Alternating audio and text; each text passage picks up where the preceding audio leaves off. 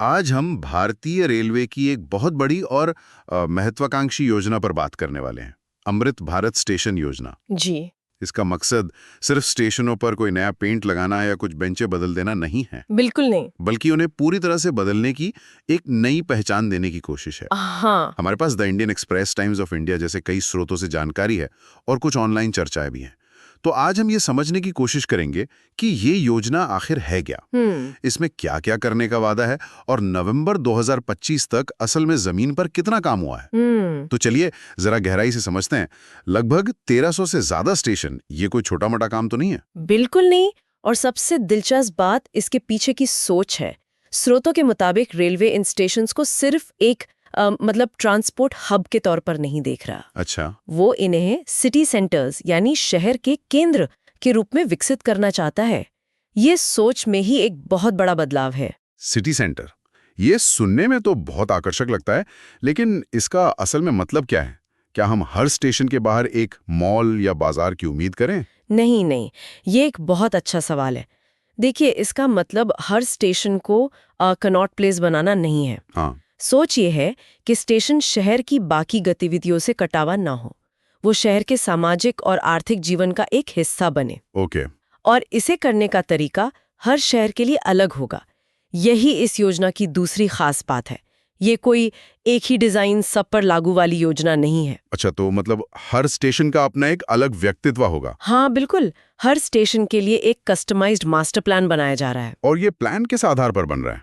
ये इस पर निर्भर करता है कि स्टेशन कितना बड़ा है, वहाँ रोज कितने लोग आते जाते हैं, क्या उस इमारत का कोई ऐतिहासिक महत्व है, और सबसे जरूरी वहाँ की स्थानीय वास्तुकला कैसी है। मतलब राजस्थान के स्टेशन में शायद वहां की हवेलियों की झलक दिखे। बिल्कुल। और दक्षिण भारत के किसी स्टेशन में वहाँ के मंदिरों की। तो ये सिर्फ ढांचा बनाने की बात नहीं है, इसमें 3 मुख्य बातों पर जोर है: सस्टेनेबिलिटी, एक्सेसिबिलिटी और स्थानीय संस्कृति का सम्मान। मैं यही सोच रहा था कि ठीक है, योजना बड़ी है, लेकिन जब मैं या कोई और यात्री टिकट लेकर स्टेशन पहुंचेगा तो असल में मेरे लिए क्या बदलेगा? क्या कुछ ऐसा है जो तुरंत नजर आएगा? बिल्कुल। सबसे पहला बदलाव तो आपको स्टेशन में घुसते ही जानकारी हासिल करने के तरीके में दिखेगा। जैसे कि पुराने उलझे हुए बोर्ड्स की जगह आधुनिक डिजिटल साइनेज होंगे। आपकी ट्रेन किस प्लेटफॉर्म पर है, आपका कोच कहाँ लगेगा, ये बताने वाली बेहतर यात्री सूचना प्रणाली होगी। इसके साथ साथ बेहतर वेटिंग हॉल, लाउंज और साफ सुथरे शौचालय। कुछ जगहों पर तो एयरपोर्ट जैसी सुविधाओं का भी जिक्र किया गया है। लेकिन एयरपोर्ट जैसी सुविधाएं एक बहुत बड़ा दावा है। मतलब एयरपोर्ट पर भीड़ को नियंत्रण करने का तरीका, वहां का माहौल, और दूसरी तरफ हमारे रेलवे स्टेशनों की हकीकत, वो तो बहुत अलग है ना? ये चिंता जायज है। देखिए, इसका मतलब ये नहीं है कि हर स्टेशन पर आपको एरोब्रिज मिलेंगे। हाँ, वही। एयरपोर्ट जैसा का मतलब है अनुभव के स्तर को ऊपर उठाना। जैसे साफ सफाई का एक स्टैंडर्ड तय करना, बैठने के लिए आरामदायक जगहें बनाना और सुरक्षा को बेहतर करना। और आने जाने में आसानी के लिए उसके लिए लिफ्ट और एस्केलेटर्स लगाना, खासकर बुजुर्गों और दिव्यांगजनों के लिए। और स्टेशन के एंट्री एग्जिट को शहर के लोकल ट्रांसपोर्ट जैसे बस या टैक्सी स्टैंड से सीधे जोड़ना, ताकि लोगों को स्टेशन से बाहर निकलते ही भटकना ना पड़े। जी। और ये सिर्फ दिखावे के लिए नहीं है, इसका एक व्यावहारिक पहलू भी है। सही है। जैसे आपने सस्टेनेबिलिटी की बात की। हाँ। क्या ये सिर्फ कुछ पेड़ पौधे लगाने तक ही सीमित है? नहीं, ये उससे कहीं ज्यादा गहरा है। कई स्टेशनों पे आपको सौर ऊर्जा पैनल दिखेंगे, जिस स्टेशन अपनी बिजली की जरूरत का कुछ हिस्सा खुद पूरा कर सकेगा। अच्छा। रेन वाटर हार्वेस्टिंग सिस्टम लगाए जा रहे हैं ताकि पानी की बर्बादी रुके। पूरी लाइटिंग को ऊर्जा बचाने वाली LED लाइट से बदला जा रहा है। ये छोटे छोटे कदम हैं, लेकिन जब 1300 स्टेशनों के पैमाने पर सोचते हैं तो इसका असर बहुत बड़ा हो सकता है। बिल्कुल। ये रेलवे को एक ज्यादा जिम्मेदार परिवहन माध्यम के रूप में स्थापित करता है। और कमर्शियल गतिविधियों का क्या? स्रोतों में फूड प्लाजा और एक स्टेशन एक उत्पाद जैसी पहलों का भी जिक्र है। हाँ। ये सुनने में तो अच्छा लगता है, लेकिन क्या ये सच में स्थानीय कारीगरों को फायदा पहुंचाएगा या ये बड़े रिटेलर्स के लिए एक और आउटलेट बनकर रह जाएगा? ये इस योजना की सफलता के लिए एक बड़ी कसौटी होगी। एक स्टेशन एक उत्पाद का मकसद तो यही है कि उस इलाके के स्थानीय शिल्प, हैंडलूम या खाने पीने की मशहूर चीजों को एक बड़ा बाजार दिया जाए। लेकिन इसे सही तरीके से लागू करना एक चुनौती है। इसके लिए सही कारीगरों की पहचान करना जरूरी होगा, ताकि इसका फायदा बिचौलियों के बजाय सीधे उन तक पहुंचे। ये सारी बातें सुनने में तो बहुत अच्छी लगती हैं, लेकिन असल में जमीन पर क्या हो रहा है? क्या वाकई कुछ बदल रहा है? हाँ, और यहीं पर बात और भी दिलचस्प हो जाती है।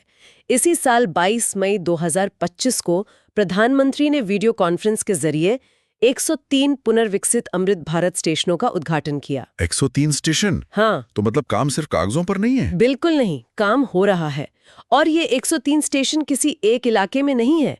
ये 18 राज्यों और केंद्र शासित प्रदेशों के 86 जिलों में फैले हुए हैं। मतलब देशव्यापी स्तर पर काम चल रहा है। जी, छोटे बड़े हर तरह के शहरों में।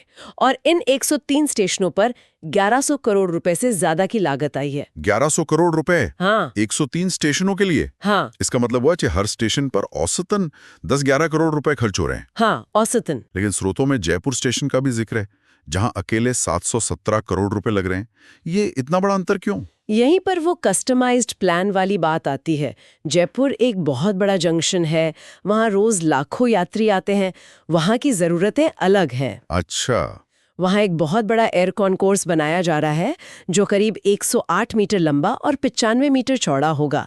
साथ ही 30 लिफ्ट और 18 एस्केलेटर भी लग रहे हैं। ओके। और किसी छोटे स्टेशन का उदाहरण? हाँ, मध्य प्रदेश के शाजापुर जैसे छोटे स्टेशन पर शायद इतने बड़े इंफ्रास्ट्रक्चर की जरूरत ना हो। वहाँ एक नया 12 मीटर चौड़ा फुटब्रिज, वीआईपी हॉल और आधुनिक वेटिंग रूम बनाए गए हैं। और वहां भी स्थानीय संस्कृति का ध्यान रखा गया है? बिल्कुल। शाजापुर स्टेशन के बाहरी हिस्से में स्थानीय लोक कला के रूपांकन शामिल किए गए हैं, जो उसे एक अलग पहचान देते हैं। तो ये प्रोजेक्ट्स को लागू करने का मॉडल क्या है? क्या सरकार खुद ये सब कर रही है या निजी कंपनियों को भी शामिल किया गया है? ज्यादातर स्टेशनों का काम ईपीसी यानी इंजीनियरिंग, प्रोक्योरमेंट, कंस्ट्रक्शन मॉडल के तहत हो रहा है। मतलब सरकार पैसा लगा रही है और ठेकेदारों से काम करवा रही है? जी, आसान भाषा में यही। लेकिन 15 बड़े स्टेशनों की पहचान पीपीपी यानी पब्लिक प्राइवेट पार्टनरशिप मॉडल के लिए भी की गई है। लेकिन पीपीपी मॉडल रेलवे में पहले भी आजमाया गया है और बहुत सफल तो नहीं रहा। क्या इस बार कुछ अलग है? ये एक बड़ी चुनौती है। जैसा कि स्रोतों में रेल मंत्री के हवाले से कहा गया है, पीपीपी मॉडल में फाइनेंसिंग और रेवेन्यू शेयरिंग जैसे जटिल मुद्दे होते हैं। निजी कंपनियों को यह भरोसा दिलाना कि उनका निवेश सुरक्षित रहेगा और उन्हें मुनाफा होगा, ये आसान नहीं है।